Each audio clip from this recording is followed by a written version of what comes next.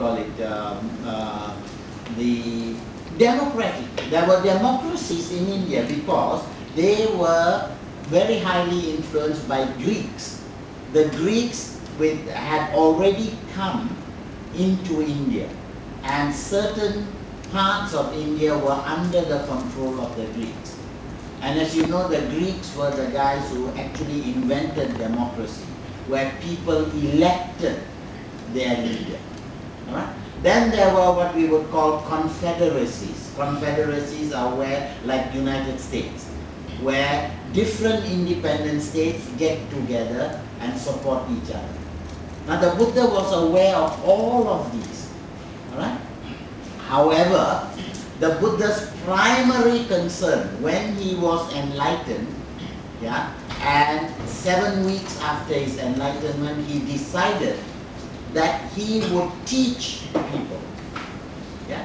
And when he, 2 months after that, after he gave his first sermon, after 2 months, there were already 60 arahants in the world.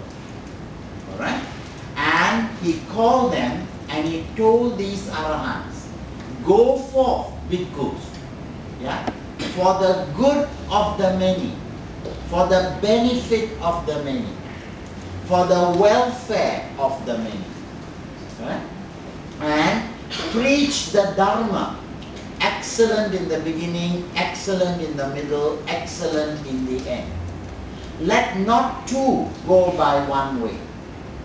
Teach for the benefits of gods and men. When he said that, it's very important because there he stepped out the basis of Buddhist teaching, which is you don't teach for any other reason but for the welfare of the many. And what do you mean by welfare? By welfare, we do not mean the Buddha was not interested in material welfare. The Buddha's main concern was to help all of us to gain nirvana, to gain the highest happiness. Alright? Now, so the Buddha's main concern for 45 years, whoever he met, mostly the monks, but also lay people, laymen and lay women, his concern was to help them escape from samsara. That was the primary concern. However, having been a lay person, yeah, he did not say that only monks and nuns can gain arahanthood, can get perfection. He said, you and I, lay people, can also become arahants. And this is why in Mahayana emphasizes this. Say that you don't need to become a monk. But even as a lay person, you can practice and you can gain arahanthood. In fact, they say it is better to stay as a lay person. Because a monk, they say, is selfish. Yeah, because he's only concerned with himself. Whereas a lay person stays behind, helps other people, and works as well. Okay, now, however, while the Buddha was preaching for people to gain arahanthood, he also was aware that the lay people needed his help. Who were these lay people? Kings and queens. King Pasenadi, King Kosala, King Bimbisara. These were all the kings. He was very close to them. He was very friendly with them. But he did not tell them, give up all your money to my tabong, alright, and give it to God, and the rest of you all come to me. He didn't say that. He recognized that not everybody is ready to become a monk or a nun. So he allowed kings and queens to operate, number one. He allowed lay people to operate, carry on their normal business, and he gave them a whole lot of advice. Of course, the advice that the Buddha gave to lay people is very, very limited compared to the advice he gave to the monks and the nuns.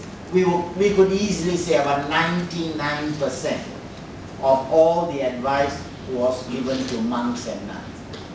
But the 1 or 2% that he gave to us, lay people, is more than enough to live a good life. Immediately, a few sutras come to mind. Sigalo Vada Sutra, Dhamma, Sigalo Vada Sutra, Mangala Sutra, right? Metta Sutra,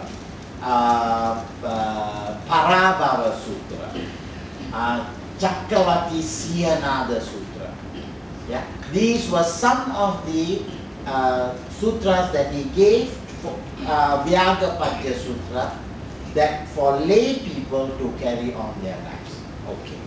Now, in one of these sutras, which is the Chakkavati Siyanada Sutra, the lion's roar. Yeah, Siyanada means lion's roar. He tells us how a king should operate. Alright? King meaning in our context, government. Alright? And okay, let us look at this. What do you mean by a nation? Of course, politics means how do you organize a nation? So what is a nation? A body of people. And so let's think in terms of Malaysia. It's a good, interesting one. Yeah, if you think in terms of maybe China or Japan or Korea, it's all one type of people. But Malaysia, we've got minimum 3 types, but a lot more than that. Okay, now a body of people associated with a particular territory, which is Peninsular Malaysia, Sabah, Sarawak, right? Who are sufficiently conscious of their unity. We all call ourselves Malaysian. Okay, you don't feel that when you are in Malaysia so much. But if you go overseas and you're walking around London and somebody walks past you and speaks in Malay, you get so excited. Alright, that sudden feeling that you get. Okay? Now, sufficiently conscious of their unity. That's a nice little story. I lived in Hawaii for about 2 years. And after that, my wife and I, we came back via London. But my friend, 2 friends, they decided to come back via Hong Kong. Yeah, that those days you couldn't go into Beijing, so it was only Hong Kong. And then they came back. So when we came back to Malaysia and we met up, we said, hey, how was Hong Kong? He said, awful. I said, why? He said, too many Chinese. And that is, and he's a Chinese guy himself. Yeah, and that is very, very interesting because he saw himself as a Malaysian. No roti canai, yeah, no sambal belacan, and to him that was, and he said everybody is all the time talking Chinese. But I think we feel that when we go out. So come back. But sufficiently conscious of, we're certainly not all 100% Malaysian, not yet, okay? To seek or possess a government of their own, which is what we have, okay? So we qualify for the rest of the discussion. Okay, now the historical background, we'll go through that very quickly. Mohenjo-daro, Harappa, Indo-Aryans, what are these? About 5,000 years ago, India was already very, very advanced. Very, very highly civilized group of people. They had 2 cities, Mohenjo-daro and Harappa, and each city had 20,000 people. Now, you might think, oh, big deal, 20,000 people, we got 15,000 in, 15 million in Tokyo. But The whole world 5,000 years ago, there were only 50 million